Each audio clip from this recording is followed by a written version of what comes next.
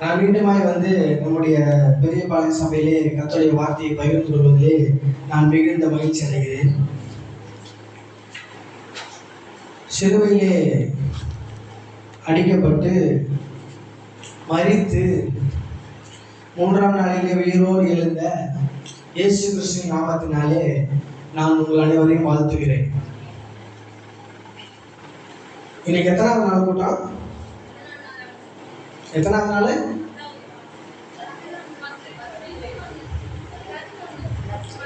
10 கை தூக்குங்க. சரி, கீழே போட்டுருங்க. 11 கை தூக்குங்க.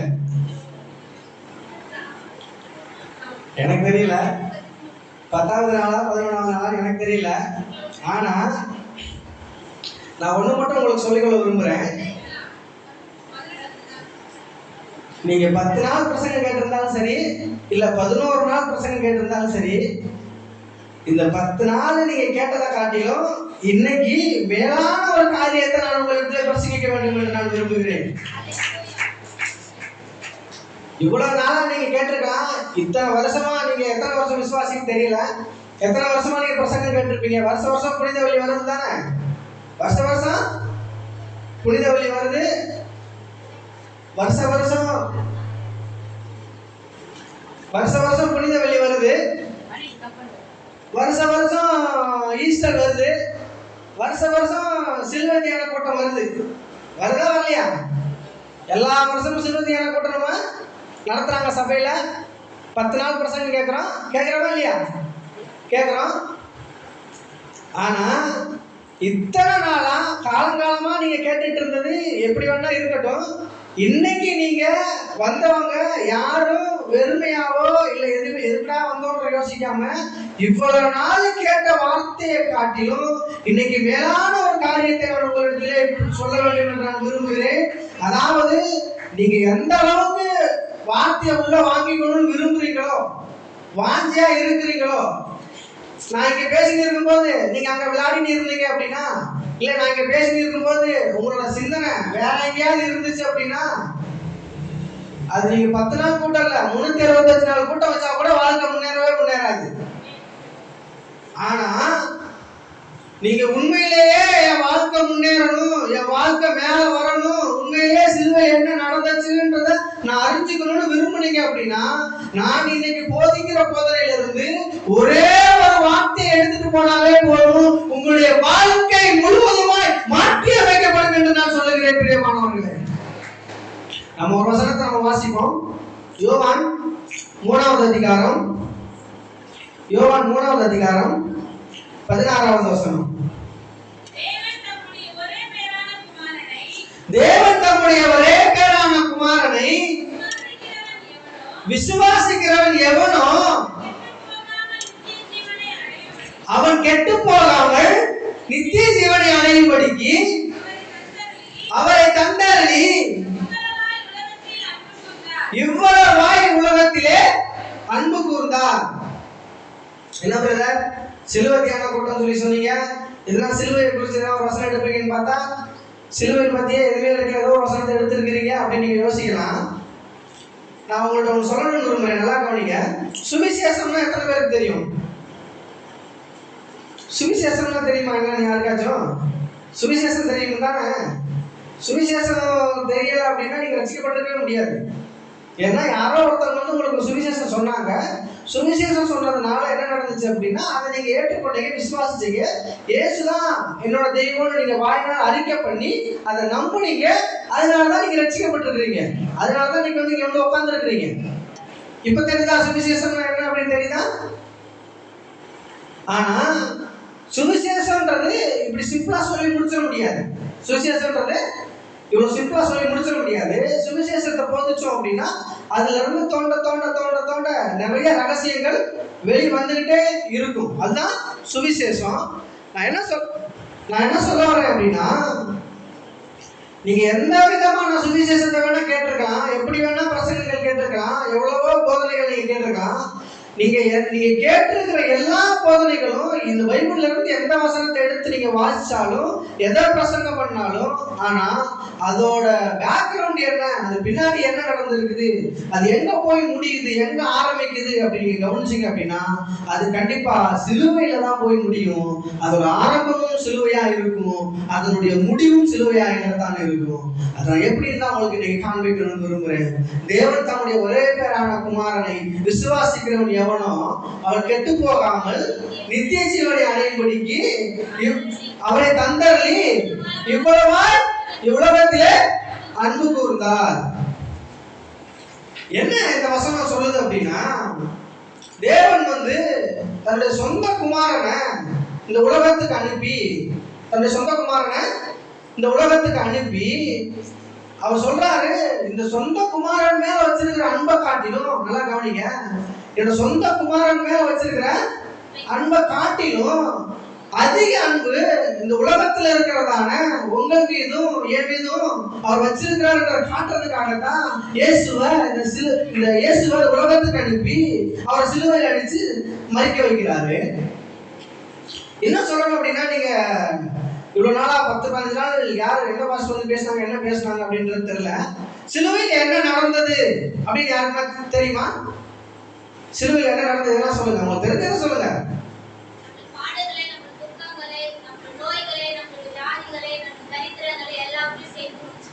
சூப்பர் சூப்பர் சிஸ்டர், கை தட்டுங்க, எல்லாம் கை தட்டுங்க. சிலுவையில் என்ன நடந்துச்சுன்றத நான் உங்களுக்கு ஒரு சுருக்கமா நான் உங்களுக்கு சொல்றேன், நல்லா கவனிச்சுக்கங்க. நீங்க வரைக்கும் கேட்டுருக்கீங்க என்ன தெரியல, அதனால சுருக்கமா சொல்லிட்டு நான் மேல போகணும்னு விரும்புறேன். சிலுவையில் என்ன நடந்துச்சு அப்படின்னா, சிலுவையில முதலா நமக்கு போதிக்கப்பட்டிருக்கு அப்படின்னா என்ன நம்ம கவனிச்சிருக்கோம் அப்படின்னா, சிலுவையில இயேசு என்னுடைய பாவங்களை அவர் தலையின் மீது ஏற்றுக்கொண்டார். என்ன நடந்துச்சு? இயேசு நம்முடைய பாவங்களை அவர் ஏற்றுக்கொண்டார் சிலுவையில. அதனால நம்மளுக்கு என்ன கொடுக்கப்பட்டுச்சு? நீதி நம்மளுக்கு கொடுக்கப்பட்டுச்சு. கரெக்டா நான் சொல்றது? பாவத்தை அவர் ஏற்றுக்கொண்டார், அவருக்கு இருந்த நீதி நம்மளுக்கு வந்துருச்சு. சரிதானே நான் சொல்றது? இது கேட்டிருக்கீங்க தானே, ஏற்கனவே தெரியுதானே எல்லாருக்குமே?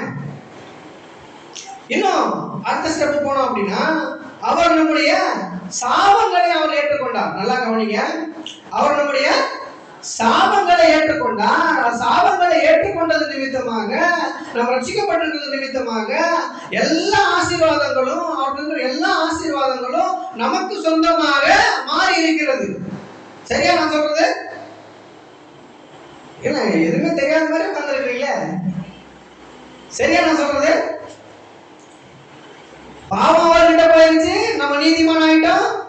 சாபம் அவர்கிட்ட போயிருச்சு, நமக்கு ஆசீர்வாதம் வந்துருச்சு. ஆபிரகாமுடைய எல்லா ஆசீர்வாதங்களும் இயேசு கிறிஸ்துவின் மூலமாக நமக்கு சொந்தமாக்கப்பட்டிருக்கிறது. இவ்வளவு சந்தேகமா பாக்குறீங்க? கலாத்தியர் 3ஆம் அதிகாரத்துக்கு திருப்போம். கலாத்தியர்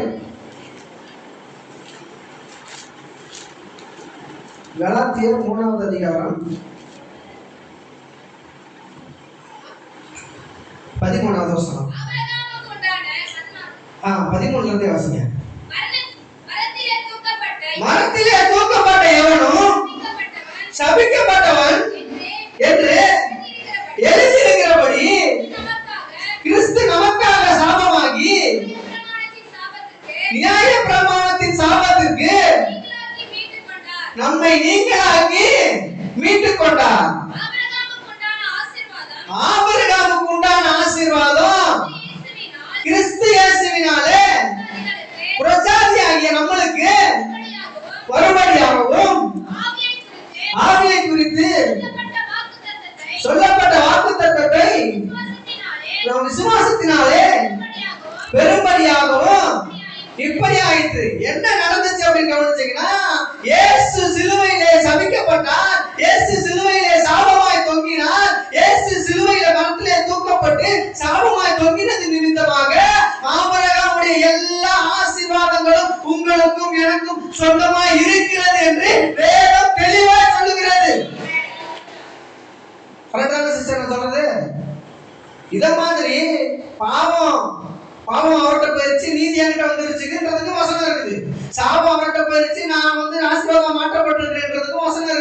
இன்னும் கவனிச்சீங்கன்னா என் பலவீனம்னா அவர்கிட்ட போயிருச்சு, நான் பலவானா மாற்றப்பட்டிருக்கிறதுக்கும் வசனம் இருக்குது.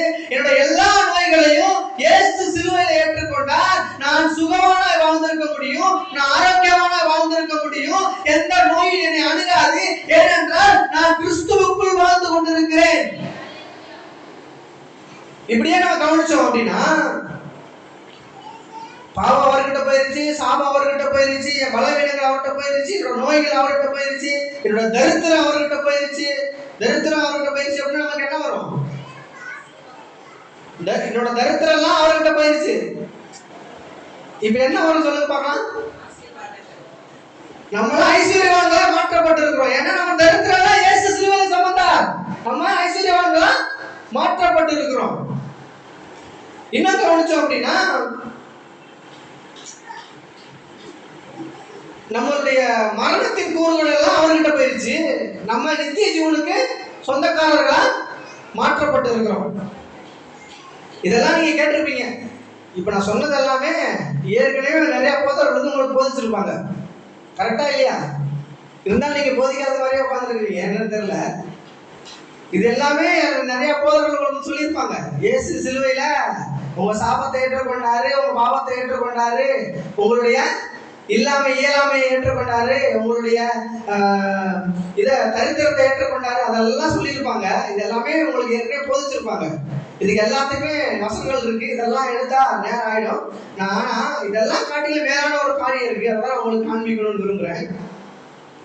நம்ம வாஸ்த வசனத்துல யோவான் 3:16 திரும்பிங்க.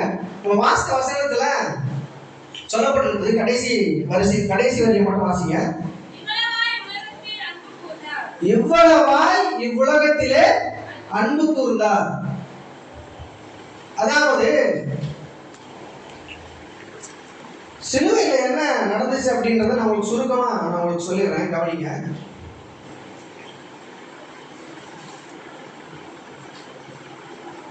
நான் சொன்ன ஆரம்பத்துல சுவிசேஷம் அப்படின்னு, சுவிசேஷத்தை நம்ம முழுவதுமா கற்று வச்சிருக்கோம் அப்படின்னா, சுவிசேஷம் முழுவதுமா நம்மளுக்கு தெரிஞ்சிருந்துச்சு அப்படின்னா, நம்ம எதை வேதத்துல இருந்து எதை எங்க வாசிச்சோம்னாலும் நம்மளுக்கு புரியும். அதை கொண்டு போய் சிலுவையோட ஒப்பிட்டு பார்த்தீங்க அப்படின்னா அது கண்டிப்பா அது மேட்ச் ஆகும். உங்களுக்கு எடுத்துக்காட்டு நம்ம சொல்றேன், கவனிங்களேன். ஆதாம் வந்து ஏதேன் தோட்டத்துல நல்லா ஜாலியா உலாவிட்டு இருக்கிறான், வாழ்ந்துட்டு இருக்கிறான். தேவன் வந்து ஆதாமை படைச்சு ஏதேன் தோட்டத்தை கொடுத்து அவனை நல்லா அதை வந்து பண்படுத்தி காத்துக்கொள்ள சொல்லி விட்டாரு. ஆதாமை எப்படி உண்டாக்குனார் அப்படின்னா, அவர் தேவனுடைய ரூபத்தின்படியும் தேவனுடைய சாயலின்படியும் தான் உண்டாக்குனாரு. அப்ப தேவனுக்கு இருக்கிற எல்லா குணாதிசயங்களும் ஆதாமுக்கும் இருந்துச்சு. ஆதாமும் தேவனை போல, ஒரு குட்டி தேவனை போல அந்த தோட்டத்துல உலா வாழ்ந்துட்டு இருந்தான்.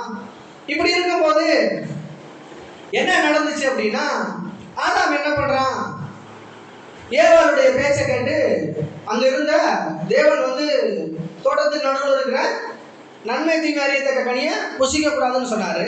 இவன் என்ன பண்ணிடுறான் அப்படின்னா, ஏவாளோட பேச்சை கேட்டு அந்த நன்மை தீமை அறியத்தக்க கனியை சாப்பிட்டுறான்.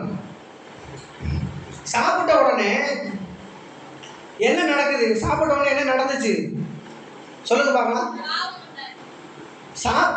சாப்பிட்ட உடனே என்ன நடந்துச்சு அப்படின்னா, இவன் அவ்வளவு நாளா ஃப்ரீயா உலாவிட்டு இருந்தான் தோட்டத்துல. தேவன் வரும்போதெல்லாம் தேவன் கூட போயிட்டு பேசிட்டு இருந்தான், தேவன் கூட உலாவிட்டு இருந்தான், தேவன் இவரும் ஒன்னா உரையாடிட்டு இருந்தாங்க, நல்லா நடந்துட்டு இருந்துச்சு. ஆனா இதை சாப்பிட்ட உடனே சாப்பிட்டதுக்கு என்ன ஆச்சு அப்படின்னா, இவன் தேவனை விட்டு விலகி போறான். ஆனா இவன் தேவனை விட்டு விலகி போனா கூட தேவன் இவனை விட்டு விலகி போகல. இவன் சாப்பிட்டான்றது தேவனுக்கு தெரிஞ்சா கூட தேவன் வந்து நின்று தோட்டத்தை வந்து ஆதாமே நீ எங்கே இருக்கிறாய் அப்படின்னு கேட்கிறாரு. கேட்டவனே ஆதாம் பதில் சொல்றான், நான் வந்து நிர்வாணியா இருக்கிறேன், அதனால நான் போய் ஒளிஞ்சிட்டு இருக்கிறேன் அப்படின்னு சொல்லி இவன் பதில் கொடுக்குறான். பதில் கொடுத்தவனே தேவன் கேட்கிறாரு, நீ வந்து உனக்கு நிர்வாணி என்று அறிவித்தவன் யார் அப்படின்னு கேட்கிறாரு.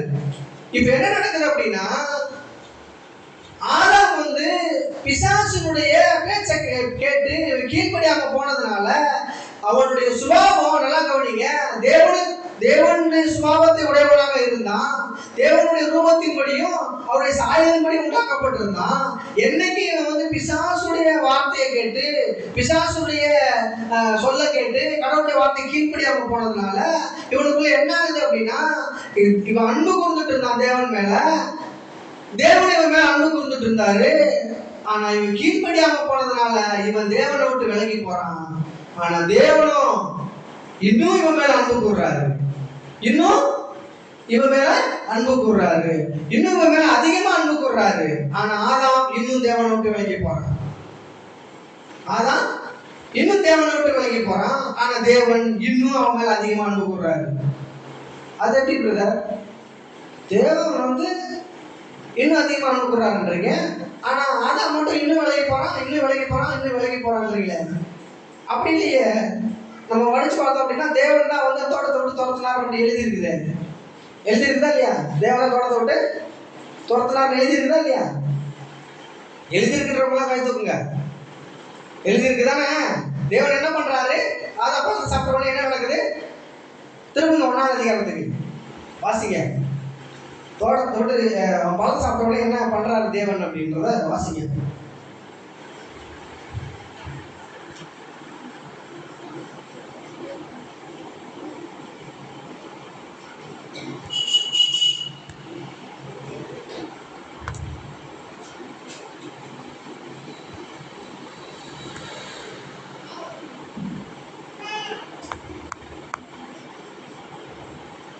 இருபத்தி 4ஆம் வசனம், 3ஆம் அதிகாரம் 24ஆம் வசனம். அவர் மனுஷனை துரத்தி விடுறாரு. என்ன பண்றாரு? மனுஷனை துரத்தி விடுறாரு. துரத்தி விட்டு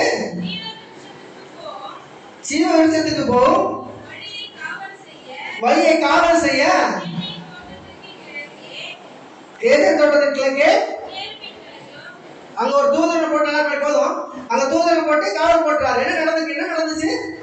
அவன் கீழ்ப்படியா போனதுனால என்ன பண்றாரு தேவன்? என்ன பண்றாரு? துரத்தி விட்டுறாரு. இவ்வளவு தெளிவா வாசிக்கிறத கூட பதில் சொல்ல மாட்டீங்களே. என்ன பண்றாரு?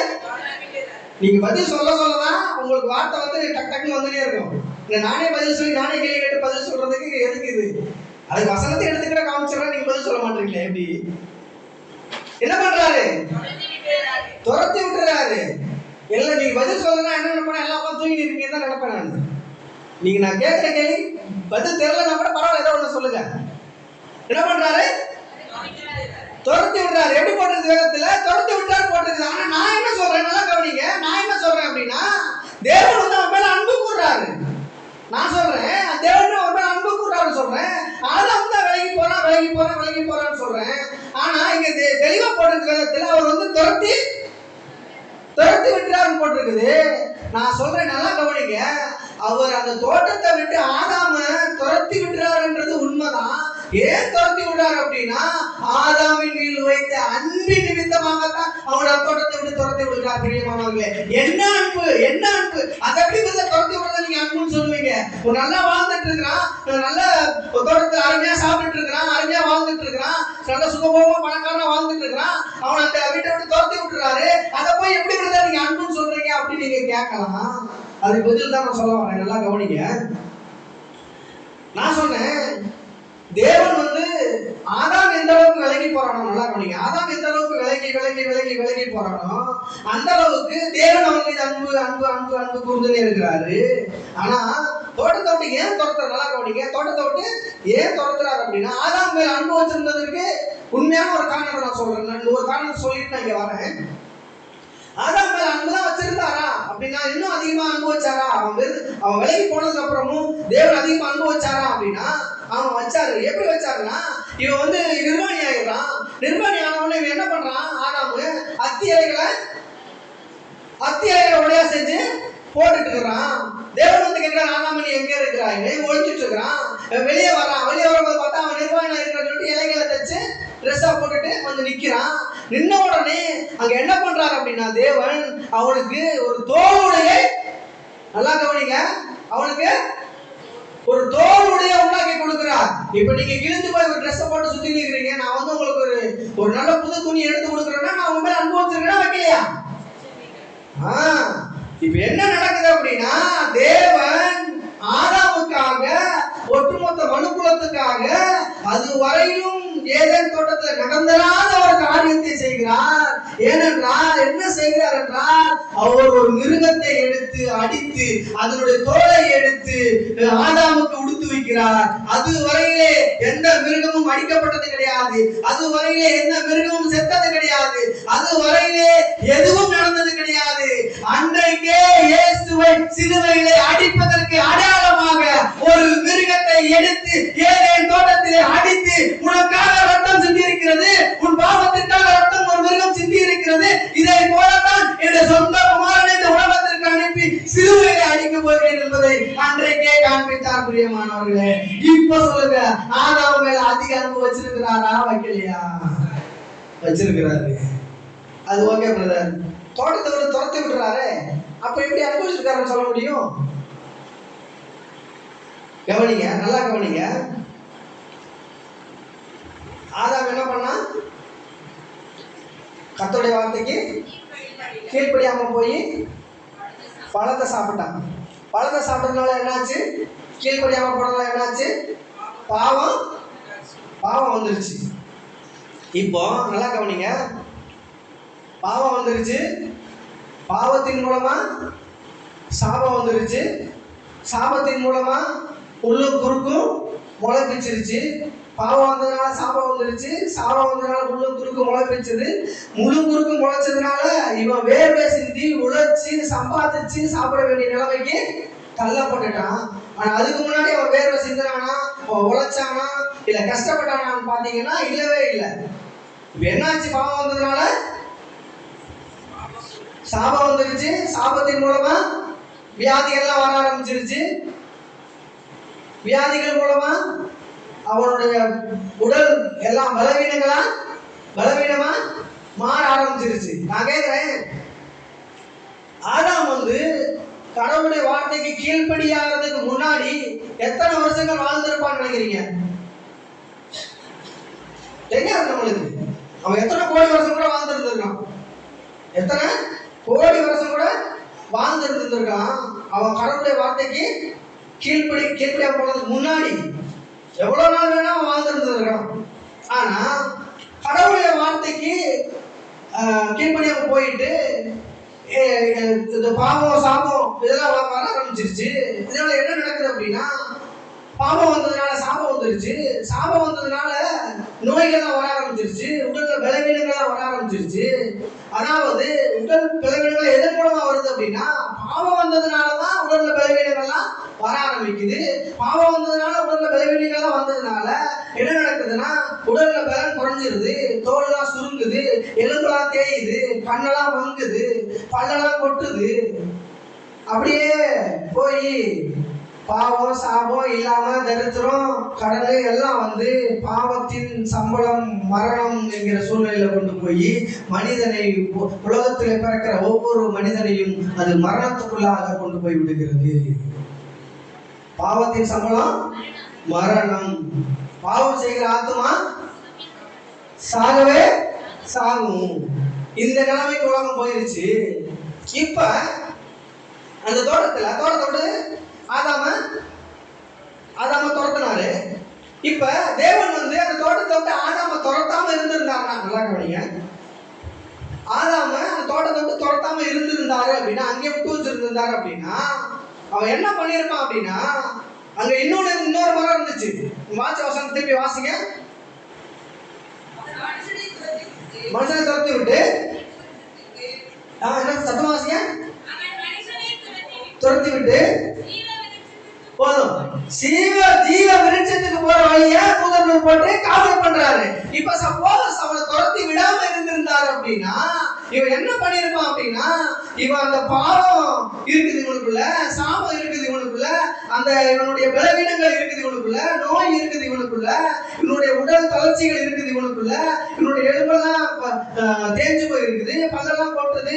இவன் வந்து இளமையா இருந்த இவன் அப்படி முதுமையை நோக்கி போயிட்டே இருக்கிறான். இவன் இப்படியே இருந்து அந்த தோட்டத்துல இருந்து அவன் அங்கே விட்டு வச்சிருந்தாரு அப்படின்னா, இவன் அப்படியே அந்த நிலைமையிலேயே அந்த ஜீவ விருட்சத்தின் கனியை அவன் பறிச்சு புசிச்சிருந்தான் அப்படின்னா, இன்னைக்கு வரைக்கும் எந்த மனுஷனும் செத்து இருக்க மாட்டான். நோய்பட்டு இருந்தான், நோயிலே வாழ்ந்துட்டு இருப்பான். இல்லாமல் இருந்தான், இல்லாமலே வாழ்ந்துட்டு இருந்திருப்பான். அந்த வேதனையிலே வாழ்ந்துட்டு இருந்திருப்பான்.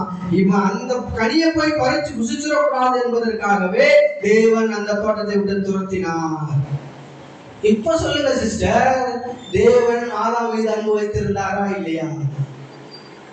ஆதாம் எவ்வளவுதான் விலகி விலகி விலகி விலகி போனாலும் தேவன் அவன் விலகி போகும்போது ஒரு 10% அனுபவிச்சிருந்தாரு அப்படின்னா, அவன் இன்னும் விலகி போகும்போது அது 20% மாத்துறாரு, இன்னும் விலகி போகும்போது 30% மாத்துறாரு, இன்னும் விலகி போகும்போது 40% மாத்துறாரு. அவனுடைய விலகல் விலகல் விலகல் விலகல் தேவனுடைய அன்பு அதிகமாகுது அதிகமாகுது அதிகமாகுது அதிகமாகுது அதிகமாகுது. இதனுடைய விளைவு என்னவானது என்றால்,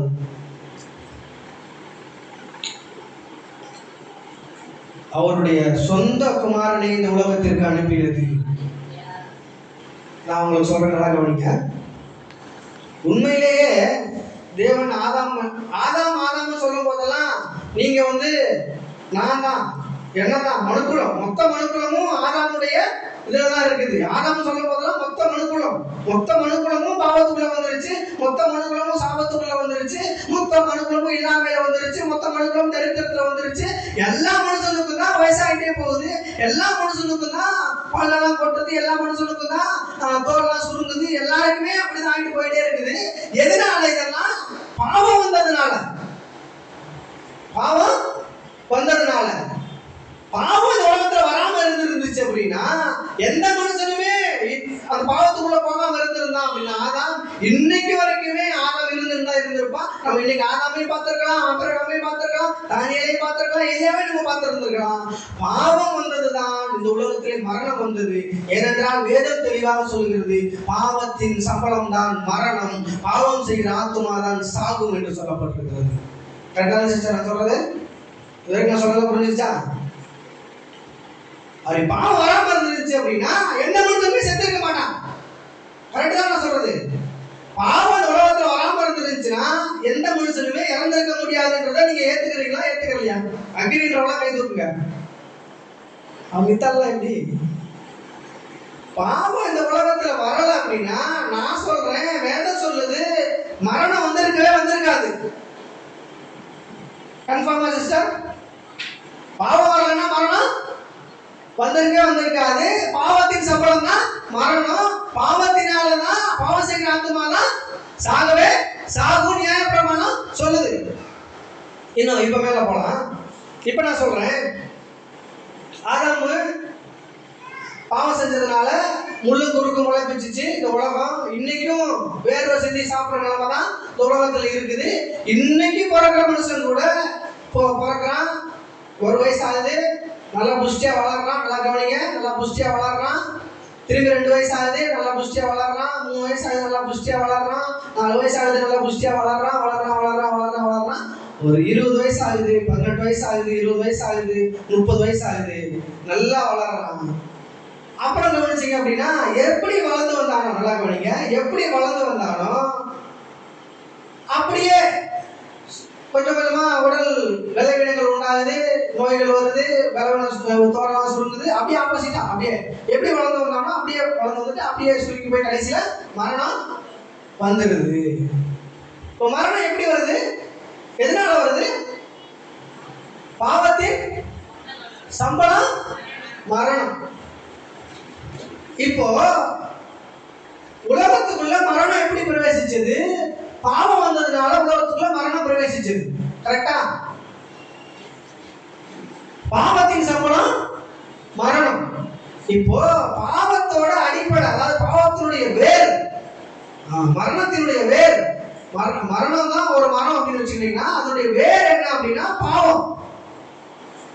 ஆதாம் கீழ்ப்படியாம போனதுதான். கரெக்டா? மரணத்தினுடைய வேர் எங்க இருக்குது? பாவம். பாவம் தான் மரணத்தினுடைய வேர். இப்போ நல்லா கவனிங்க, இப்போ இயேசுவை இந்த உலகத்துக்கு அனுப்புனாரு. எதுக்காக இயேசுவை இந்த உலகத்துக்கு அனுப்புனாரு அப்படின்னா, ஆதாம் என்ன பண்ணிட்டான்? வார்த்தைக்கு கீழ்ப்படியாம சொல்லுங்க, வார்த்தைக்கு கீழ்படியாம அவன் மரணத்துக்குள்ள ஒரு மனுஷனையும் கொண்டு போயிட்டான். இப்ப அதை மாற்றி அமைக்கணுன்றதுக்காக ஒரு பாவமும் செய்யாத, ஒரு பாவமும் அறியாத தன்னுடைய சொந்த குமாரனாகிய இயேசுவை இந்த உலகத்துக்கு அனுப்புறாரு. நான் சொன்னேன், மனுக்குள்ள எந்த அளவுக்கு விலகி விலகி விலகி விலகி போகுதோ அந்த அளவுக்கு தேவன் அவங்க மேல அதிக அன்பு அதிக அன்பு அதிக அன்பு வச்சிருக்கிறாரு அப்படின்னு. கொஞ்சம் விலகி போன உடனே அவர் சாமுவேல் தீர்க்கதரிசி அனுப்பி சொல்றாரு, இது மாதிரி தேவன் இருக்கிறாரு, இவங்க நம்புங்க அப்படின்னு சொல்றாரு. அதுக்கப்புறம் அடுத்த தீர்க்கதரிசி அனுப்புறாரு, அடுத்த தீர்க்கதரிசி அனுப்புறாரு. அப்படியே பாத்தீங்கன்னா எல்லா தீர்க்கதரிசியும் அனுப்பி கடைசி ஆகாய தீர்க்கதரிசி வரைக்கும் அனுப்புறாரு.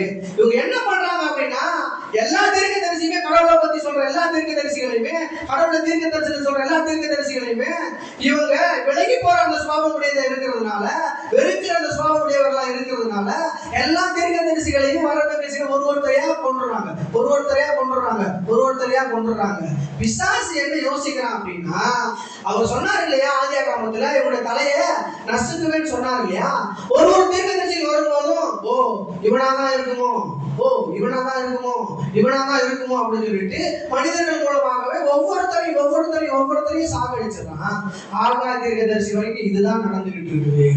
ஒரு தீர்க்கதரிசி எதுக்காக அனுப்புறாருன்னா, அவர் மனிதன் மேல வச்சிருக்கிற அன்பை காட்டுறாரு. இவங்க இப்படியாவது அந்த ஏதேன் தோட்டத்தை இழந்து போன அந்த பிரிவை திரும்பி இணைச்சிடலாம் அப்படின்றதுக்காக ஒரு தீர்க்கதரிசியா மனிதன் மேல இருக்கிற அன்பை காட்டுறதுக்காக அவர் அனுப்புறாரு. ஒரு தீர்க்கதரிசியா அனுப்பும் போது 10% இருந்த அன்பு 20% ஆகும். அடுத்த தீர்க்கதரிசி அனுப்பும்போது 30 ஆகும். அடுத்த தீர்க்கதரிசி அனுப்பும்போது 40 ஆகும். அடுத்த தீர்க்கதரிசி அனுப்பும்போது 50 ஆகும். மாறிட்டே வருது. இப்படியே கூட்டிட்டு வந்து கடைசியில என்ன நடக்குது அப்படின்னா, அவர் ஒட்டுமொத்த அன்பையும் ஒருத்தர் மேல வச்சிருந்தாரு. யார் அப்படின்னா, அவருடைய குமாரன் மேல வச்சிருந்தாரு. எப்படி நான் ஒட்டுமொத்த அன்பையும் அவர் குமாரன் மேல வச்சிருந்தாருன்னு சொல்றேன் அப்படின்னா, நல்லா கவனிங்க. எத்தனை அம்மாமார் இருக்கிறீங்க? கை தூக்குங்க பாப்போம். எத்தனை அம்மாமார் இருக்கிறீங்க? இந்த அம்மாமார்க்கெல்லாம் போய் கேட்டேன். நான் வந்து நான்ல யாருன்னா கேட்டாங்கன்னா அப்படின்னா, நீங்க யாரு மேல சிஸ்டர் அதிக அன்பு வச்சிருக்கீங்க அப்படின்னு கேட்டா, என் பையன் மேலதான் வச்சிருக்கேன்னு சொல்லுவான். கரெக்டா இல்லையா? இப்ப என்ன எடுத்துக்கீங்களேன், உங்களை விட்டுருங்க, நீங்க எப்படி தெரியல, என்ன எடுத்துக்கங்க. இப்போ எனக்கு எங்க மனைவி இருக்கிறாங்க, ஓகேங்களா? என் மனைவி இருக்கிறாங்க, எங்க அம்மா இருக்கிறாங்க, எங்க அப்பா இருக்கிறாங்க, என் நண்பர்கள் இருக்கிறாங்க, என் சொந்த பந்தங்கள்லாம் இருக்கிறாங்க. நல்லா கவனிங்க, என் சொந்த பந்தங்கள்லாம் இருக்கிறாங்க, எல்லாருமே இருக்கிறாங்க. நான் நண்பர்கள் மீதும் அன்பு வச்சிருக்கிறேன், என்னோட உறவினர்கள் மீதும் அன்பு வச்சிருக்கிறேன், எங்க அண்ணன் மேலேயும் அன்பு வச்சிருக்கிறேன், என் தம்பி மேலேயும் அன்பு வச்சிருக்கிறேன், என் மனைவி மேலேயும் அன்பு வச்சிருக்கிறேன், என்னோட மாமியார் மேலேயும் அன்பு வச்சிருக்கிறேன். அந்த மாதிரி இந்த உலகத்துல இருக்க எல்லார் மேலேயும் நான் அன்பு வச்சுதான் வச்சிருக்கிறேன். ஆனா இவங்க எல்லாரையும் காட்டிலும், என்னுடைய மனைவியை காட்டிலும் எனக்கு அன்பு யார் மேல இருக்குதுன்னா, என் பையன் அவன் என் பையன். இப்போ உலகத்துல இருக்கிறவங்களே எடுத்துக்கங்களே. இப்போ ஒரு பையன் போயிட்டு ஏதாவது தப்பு பண்ணிட்டு வந்துடுறான், திருடிட்டு வந்துடுறான்னு வச்சுக்கலாம். ஆனா அவங்க அம்மா என்ன பண்ணுவாங்க அப்படின்னா, அவனுக்கு தான் சப்போர்ட் பண்ணுவாங்க. இல்லப்பா, அது கூட சேர்ந்து இருக்கிறாங்கல்ல, அவனுக்கு தான் அவன் சொல்லி கொடுத்து ஏதாவது பண்ணிருப்பாங்க. பையன்லாம் அப்படி கிடையாது. சொல்லுவாங்களா இல்லையா? நான் சொல்றேன், இந்த உலகத்துல கடவுளால உண்டாக்கப்பட்ட நம்மளே சாதாரணமா என் பிள்ளைய விட்டு கொடுக்காத அளவுக்கு அந்த அளவுக்கு அவங்க அனுபவிச்சிருக்கிறோம் அப்படின்னா, சர்வத்தையும் உண்டாக்கின கடவுள் வார்த்தையினாலே வானங்களை ஞானங்களினால் உண்டாக்கின அந்த கடவுள் அவருடைய பிள்ளையாகிய இயேசுவின் மீது, அந்த மூத்த குமாரனின் மீது சகல அன்பை வச்சிருந்தாருங்க. மொத்த அன்பை அவர் மேலதான் வச்சிருந்தாரு. ஆனா அதெல்லாம் காட்டிலும் உங்க மேலையும் என் மேலையும் அதிக அன்பு வைத்திருப்பதை காட்ட வேண்டும் என்பதற்காகவே அவரை சிலுவையிலே அடித்தார். இயேசு மேல மொத்தம் வச்சிருந்தாரு, மொத்தம் இயேசு மேலதான் இருந்துச்சு. ஆனா அவரை காட்டிலும் நான் உங்க மேலதான் அன்பு வச்சிருக்கிறேன், நீங்க தான் வேணும்ன்றதுக்காக இந்த உலகத்திலே அன்பு கூர்ந்தார். நம்ம வாச முதல் வசனத்துல போட்டிருக்குது, இவ்வளவா இந்த உலகத்திலே அன்பு கூர்ந்தார். என்ன அன்பு கூர்ந்தார் அப்படின்னா, அவர் ஒட்டு மொத்தமா வச்சிருந்த அன்பை அவர் இந்த உலகத்துக்கு இறக்கி, அது கிடையாது எனக்கு அன்பு, அதை கூட நான் இழப்பேன் உங்களை அடைய வேண்டும் என்பதற்காக, உங்களை நீதிமானாக்க வேண்டும் என்பதற்காக, உங்களை ஐஸ்வர்யவானாய் மாற்ற வேண்டும் என்பதற்காக, நீங்கள் ஆசீர்வாதமாய் வாழ்ந்திருக்க வேண்டும் என்பதற்காக என்னுடைய ஒட்டுமொத்த அன்பையும் கூட இறக்குவேன் என்று சொல்லதான் சிலுவர் சிஸ்டர். அதுதான் சிலுவர் சிஸ்டர், அதுதான் சுவிசேஷம் சிஸ்டர்.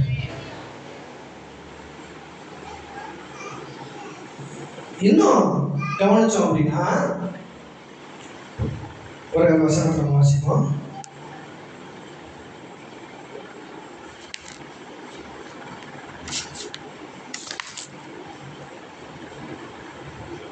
ரோமர் 5வது அதிகாரம் 12வது வசனம். இப்படியாக ஒரே மனுஷனாலே பாவமும் பாவத்தினாலே மரணமும் உலகத்திலே பிரவேசித்தது போலவும் எல்லா மனுஷரும் பாவம் செய்தபடியால் மரணம் எல்லாருக்கும் வந்தது போலவும் எதுவும் ஆயிற்று. நியாய பிரமாணம் கொடுக்கப்படுவதற்கு முன்னும் பாவம் உலகத்தில் இருந்தது. நியாய பிரமாணம் இல்லாதிருந்தால் நியாய பிரமாணம் எதுக்கு கொடுக்கப்பட்டுச்சு அப்படின்னா, எல்லா மனுஷரும் ஆதாம் வந்து பாவத்துக்கு கீழ்படிஞ்சு வந்துட்டான், உலகத்துல வந்துட்டான். உலகத்துல வாழ்ந்துட்டு இருக்கிற எல்லா மனுஷனுக்கும் தான் செய்யறது பாவம் தானே தெரியல. நல்லா கவனிங்க. அவன் ஒரு காரியம் செஞ்சுட்டு இருக்கிறான், ஒரு தப்பு பண்ணிட்டு இருக்கிறான், அவன் ஏதோ செஞ்சுட்டு இருக்கிறான். ஆனா அவன் என்ன நடக்குது அப்படின்னா, அந்த மனிதர்களுக்கு அறிவிலேயே இல்லை, சிந்தனையிலேயே இல்லை, எண்ணத்திலேயே இல்லை. நம்ம செய்யறது பாவம் தான்றதே தெரியல. நம்ம என்ன பண்ணிட்டு இருக்கிறோன்றதே அவனுக்கு தெரியல. அந்த அளவுக்கு மனுக்குள்ள வந்து பாவத்துக்குள்ள போயிருச்சு. இப்ப தெரியுதா? விலகி போறாங்க நான் சொல்றேன் இல்லையா? இப்ப எந்த அளவுக்கு விலகி போயிட்டாங்க அப்படின்னா, நான் செய்யறது பாவம்ன்றதே தெரியாத அளவுக்கு விலகி போயிட்டாங்க. நான் செய்யறதுதான் சரி, நான் செய்யறதுதான் கரெக்ட், நான் நீதியை தான் பண்ணிட்டு இருக்கிறேன். ஆனா நியாய பிரமாணம் எதுக்கு வந்துச்சு அப்படின்னா, நீ பண்றது நீதி கிடையாது, நீ பண்றது சரியானது கிடையாது அப்படின்றத காட்டுறதுக்காக தான் நியாயப்பிரமாணம் வந்துச்சு. நியாயப்பிரமாணத்தை வாசிக்கும் போதெல்லாம் நீ பொய் சொல்லாதிருப்பாயாக, விபச்சாரம் செய்யாதிருப்பாயாக இப்படியே வாசிச்சாங்கன்னா, நான் பொய் சொல்றதே இல்லையா சிஸ்டர் அப்படி சொல்லிடலாம். நான் விபச்சாரம் நான் சிஸ்டர் பண்றேன், நான் அதெல்லாம் பண்றதே இல்லையா அப்படி வாசிச்சே வந்தீங்கன்னா கடைசியில சொல்லி போட்டிருக்கோம் இச்சையா இருப்பாயாக அப்படின்னு போட்டிருக்கோம். அதுல வந்து எல்லாத்தையும் நான் பாஸ் சொல்லிட்டு வந்த மனுஷன் அந்த இச்சையா இருப்பாயாகன்றத வாசிச்சா அப்படின்னா எந்த மனுஷனும் அதுல பாஸ் ஆக முடியல. நியாய பிரமாணம் அவனை காட்டுது, நீ பாவி நீ பாவி நீ பாவி நீ பாவி என்று காட்டுது. ஆனா வாசிங்க, தொடருங்க. அப்படி இருந்தும் மரணமானது ஆதாம் முதல் மோசே வரைக்கும் ஆதாமின் மீறுதலுக்கு ஒப்பாய் பாவம் செய்யாதவர்களையும் ஆண்டு கொண்டது. என்ன நடந்துச்சு அப்படின்னா, நான் பிறக்கும் போது நான் பாவியா பிறக்கலன்னு சொல்லலாம் சிஸ்டர். நான் பாவி கிடையாது. நான் என்ன பாவம் பண்ணேன் சொல்லுங்க? நான் என்னங்க பாவம் பண்ணேன்? ஆனா இந்த ஆதாமுடைய பாவம் செய்யாதவர்களையும் ஆண்டு கொண்டது. பாவம் நல்லா கவனிங்க. நீங்க பாவம் செஞ்சதுனாலதான் பாவி கிடையாது, நீங்க ஆதாமுக்கு பிறந்ததுனாலயே பாவிதான். வாசிங்க.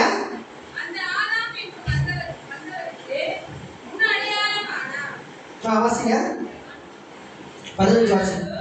ஆனாலும் மீறுதலின் பலன் கிருபை வரத்தின் பலனுக்கு ஒப்பானதல்ல. எப்படி எனில் ஒருவனுடைய மீறுதலினாலே அநேகர் மரித்திருக்க. என்ன அப்படின்னா, ஆதாமுடைய மீறுதலால, நல்லா கவனிங்க, ஆதாமுடைய மீறுதலால இன்னைக்கு வரைக்கும் பிறந்துட்டு இருக்கிற சின்ன குழந்தையா இருக்கட்டும், இன்னைக்கு வரைக்கும் வாழ்ந்துட்டு இருக்கிற மனுஷங்களா இருக்கட்டும், எல்லாம் யாருடைய மீறுதல்னால? ஆதாமுடைய மீறுதல்னால இன்னைக்கும் மரணத்தை நோக்கி போய்கிட்டே இருக்கிறோம். இன்னைக்கும் மரணத்தை நோக்கி போய்கிட்டே இருக்கிறோம். வாசிங்க.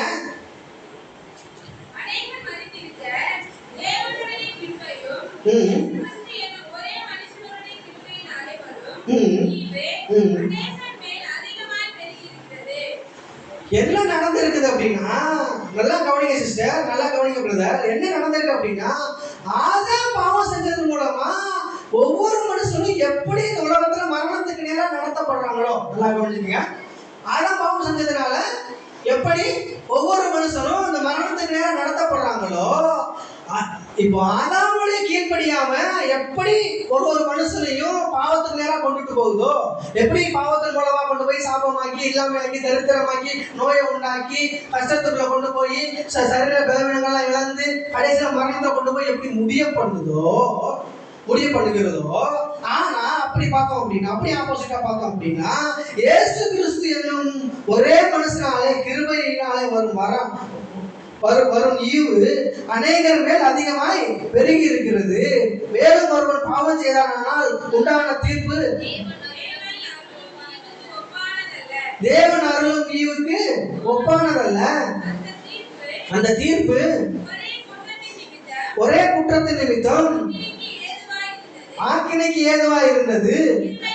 கிருபை வரமோ அநேக குற்றங்களை நீக்கி நீதி விளங்கும் தீர்ப்புக்கு ஏதுவா இருக்கிறது.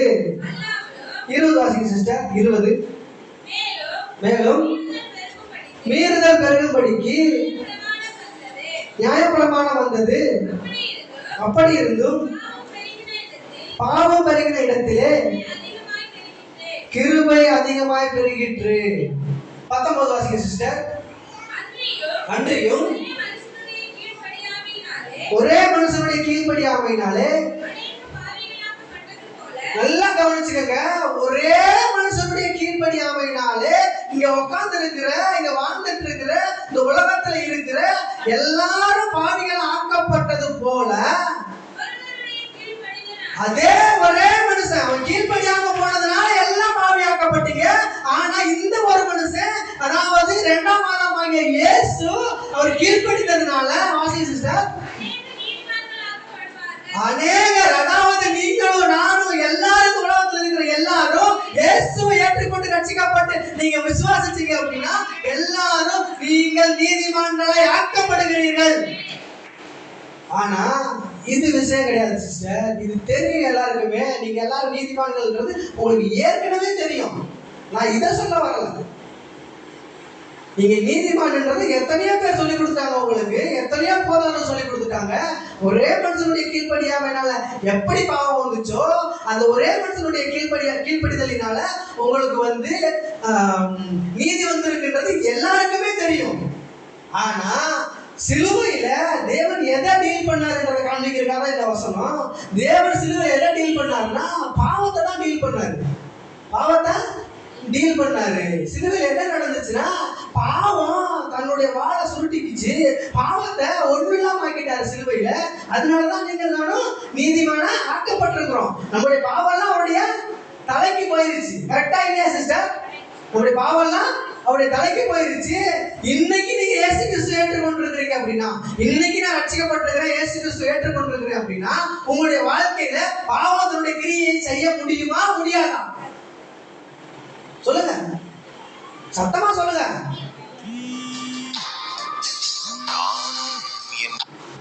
முடியுமா?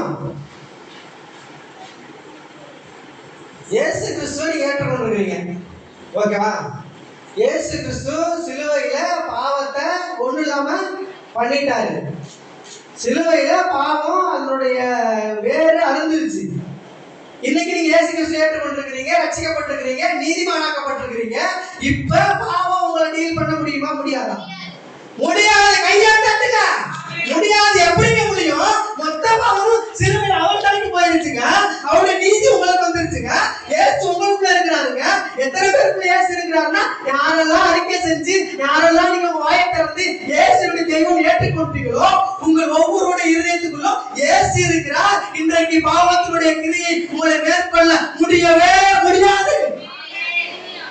முடியாது சிஸ்டர். நீங்க முடியும்னு உட்கார்ந்து இருக்கிறதுனாலதான் இன்னைக்கும் அது உங்களை ஆதிக்கம் செலுத்திக்கிட்டே இருக்குது. நீங்க முடியும் நம்புறதுனாலதான் இன்னைக்கும் அந்த பாவம் உங்களை டீல் பண்ணிக்கிட்டே இருக்குது. ஆனா உண்மையிலே என்ன நடந்துருச்சு அப்படின்னா, பாவத்தினுடைய ஒட்டுமொத்த கிரியையும் சிலுவையிலே ஒன்றுமில்லாமல் போக பண்ணினார். நீங்க அதன் மூலமா நீதிமானாக்கப்பட்டிருக்கிறீங்க. நீதிமானா மட்டும் ஆக்கப்படல சிஸ்டர், மரணத்தில் இருந்து நீங்கள் விடுவிக்கப்பட்டிருக்கிறீர்கள். நீங்கள் எப்படி ஆதாமுடைய கீழ்ப்படியாமையினால ஒவ்வொரு நாளும் உங்களுடைய வயசு ஆகினே போகும்போது, உங்களுடைய உடல் சுருங்கினே போகுதோ, உங்களுடைய இளமை முதுமை ஆகினே போகுதோ, அது ஆதாமுடைய வித்துனால வந்தது. உங்க இளமை என்ன ஆகுது அப்படின்னா வயசாக வயசாக வயசாக உங்களுடைய தோல் சுருங்கின்னு போகுது, எலும்பு தேய்ச்சின்னு போகுது. அதெல்லாம் பாவத்தின் கிரியைகள். நான் என்ன சொல்ல வருகிறேன் என்றால், அதற்கும் மேலாக பாவ ஆதாமுடைய கீழ்ப்படியாமை உங்களை வயசாக்கி வயசாக்கி வயசாக்கி வயசாக்கி உங்களை மரணத்துக்கு நேரம் நடத்தும் அப்படின்னா, இந்த இயேசு கிறிஸ்துவினுடைய கீழ்ப்படிதல் வயசான உங்களை இருந்தா கூட உங்களை இன்னும் வயசான காலத்துல இருந்து இன்னும் இளமை இளமை இளமை இளமை இளமை இளமை இளமைக்கு கொண்டு வர முடியும். நான் என்ன சொல்ல வருகிறேன் என்றால், உங்களுடைய இளமையை இயேசு கிறிஸ்துவின் ரத்தத்தின் மூலமாக நீங்கள் தக்க வைத்துக் கொள்ள முடியும். இயேசு கிறிஸ்துவின் வருகை வரைக்கும் நீங்கள் மரணிக்காமல் இருக்க முடியும். ஆனா உங்களுடைய விசுவாசம் அந்த அளவுக்கு இருந்தா தான் அது செயல்பட முடியுமானவர்களே. என்ன பிரதர் இப்படி சொல்றீங்க? அதான் வேதம் சொல்லுது, பாவத்தினுடைய ஒட்டுமொத்த கிரியையும் சிலுவையில அழிக்கப்பட்டாயிற்று. சிலுவையில அழிக்கப்பட்டாயிற்று. நான் விசுவாசிக்கிறேன் சிஸ்டர், என்னால இளமையாவே வாழ முடியும். நான் சொல்றேன், நான் 20 வருஷத்துக்கு முன்னாடி எப்படி இருந்தனோ இன்னைக்கும் அதே மாதிரிதான் இருக்கிறேன். இயேசு கிறிஸ்துவின் வருகை வரைக்கும் என்னால் அந்த மாதிரியாக இருக்க முடியும். ஏனென்றால் பாவத்தின் கிரியைகள், எல்லா பாவத்தின் சம்பளம் மரணம் என்று சொல்லப்பட்டிருக்கிறது அல்லவா? அந்த பாவத்தின் ஒட்டுமொத்த கிரியையும் சிலுவையிலே இயேசு கிறிஸ்துவின் மூலமாக அவர் மரித்தார். நான் ஜீவனாய் வாழ்ந்திருக்கும். ஏங்க, பாவத்தை சிலுவையில் ஏற்றுக்கொண்டார், நான் நீதிமான் சொல்றேன், ஆமான்னு சொல்றோம்லங்க. சாபத்தை அவர் ஏற்றுக்கொண்டாரு, நான் ஆசீர்வாதமா இருக்கிறேன் ஏற்றுக்கொள்றோம். என் தரித்திரத்தை அவர் ஏற்றுக்கொண்டாரு, நான் ஐஸ்வர்யவானா இருக்கிறேன் நம்ம ஏற்றுக்கொள்றோம். நான் சொல்லுகிறேன், அவர் டீல் பண்ணது பாவத்தையோ, அவர் டீல் பண்ணது சாபத்தையோ, அவர் டீல் பண்ணது இல்லாமையோ தரித்திரத்தையோ மட்டுமே அல்ல. அவர் டீல் பண்ணது பாவத்தின் சம்பளமாகிய மரணத்தின் வேறாகிய பாவத்தை ஒன்றுமில்லாமல் அழிய பண்ணினார். நீங்க நம்புனீங்க அப்படின்னா, நீங்க விசுவாசிச்சீங்க அப்படின்னா, ஒரு நோய் நொடி இல்லாமல் நீங்கள் காலங்காலமாக வாழ்ந்திருக்க முடியும் என்பதே சத்தியம். பிரியமானவர்களே, என்ன பிரதர் நம்பவே முடியலையே? நம்ப முடியுதா? நம்ப முடியலையா? நீங்க நம்புறீங்களோ நம்பலையோ அது எனக்கு தெரியாது. ஆனால் கடவுளுடைய சத்தியம் என்னவென்றால், இயேசு மரணத்தை ஜெயித்தார்.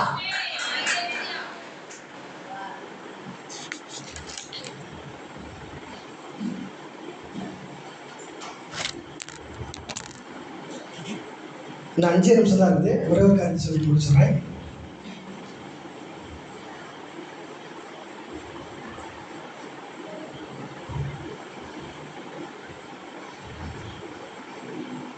நியாயப்பிரமாணம் என்ன பண்ணுச்சு சொன்னேன் நான். நியாயப்பிரமாணம் வந்து பாவின்னு, நியாயப்பிரமாணம் நம்மளெல்லாம் பாவின்னு காட்டுச்சு. கரெக்டா? நியாயப்பிரமாணம் என்ன பண்ணுச்சு? சிறுவச்சனங்களை பாவின்னு காட்டுச்சு. சரியா சிஸ்டர் நான் சொல்றது? நியாயப்பிரமாணம் அது முன்னாடி பாவம் செஞ்சுட்டு இருந்தாங்க, பாவம் செஞ்சுட்டே இருந்தாங்க. ஆனா அவங்களுக்கு பாவம்னே தெரியல. நியாயப்பிரமாணம் வந்துச்சு, அதான் எல்லாரையும் பாவின்னு காட்டுச்சு. நியாயப்பிரமாணம் என்ன சொல்லுது அப்படின்னா, பாவம் செய்யற ஆத்மா சாகவே சாகும். ஆனா வசனம் இருக்குது, இடத்துல லேட் ஆயிடும். ஆனா இயேசு என்னவா இருக்கிறார்னா, நியாயப்பிரமாணத்திற்கு முடிவா இருக்கிறார். கரெக்டா? படிச்சிருக்கீங்க தானே? இயேசு நியாயப்பிரமாணத்துக்கு முடிவா இருக்கிறார். எப்படி சிஸ்டர் நியாயப்பிரமாணத்துக்கு முடிவா இருக்கிறார்? என்ன பண்றாரு? நியாயப்பிரமாணத்தை சிலுவையில சுமந்து நியாயப்பிரமாணத்தை ஒண்ணுல ஆகிட்டாரா? இல்ல, சொல்றேன் கவனிங்க. லாஸ்ட் சொல்லி முடிச்சுருக்கேன். நிறைய காரியங்கள் இருக்குது. நான் ஆக்சுவலா பழையத்தேரி சபைக்கு போக வேண்டியது, அவங்களுக்கு தொடர்ச்சியா போச்சுட்டு இருக்கிற இதை நீங்க இடையில நீங்க வந்து மாட்டிட்டு இருக்கீங்க. ஆனா ஏதோ ஒரு காரணத்துக்காக தான் எனக்கு வரவழைக்க கூட்டு வந்திருக்கிறாரு. அது மட்டும் எனக்கு தெளிவா தெரியுது. சொல்லிடுறேன் கேளுங்க. நிறைய காரியங்கள் இருக்குது இதுல. இதை குறித்து ஒரு பெரிய சீரியஸே நான் பொதுச்சிருக்கிறேன். நியாயப்பிரமாணம் மனுஷனை பாவி காட்டுது. நம்ம சொல்றோம் இயேசு நியாயப்பிரமாணத்தின் முடிவா. சொல்லுங்க சிஸ்டர், இப்பதான் சிஸ்டர் சொன்னேன், சத்தமாக சொல்லுங்க. இயேசு நியாயப்பிரமாணத்தின் முடிவா இருக்கிறார். சொல்லுங்க. இயேசு இயேசு இயேசு நியாயப்பிரமாணத்தின் முடிவாய் இருக்கிறார். அது எப்படி இருக்கிறார் நான் உங்களுக்கு காட்டணும்னு விரும்புகிறேன். பாவத்தின் சம்பளம் மரணம். பாவம் செய்கிற ஆத்துமா சாகவே சாகும். சரி சிஸ்டர், பாவத்தின் சம்பளம் மரணம், பாவம் செய்கிற ஆத்துமா சாகவே சாகும். இதுதானே நியாயப்பிரமாணம் சொல்லுது. இதுதானே காலகாலமாக நடந்துட்டு வருது.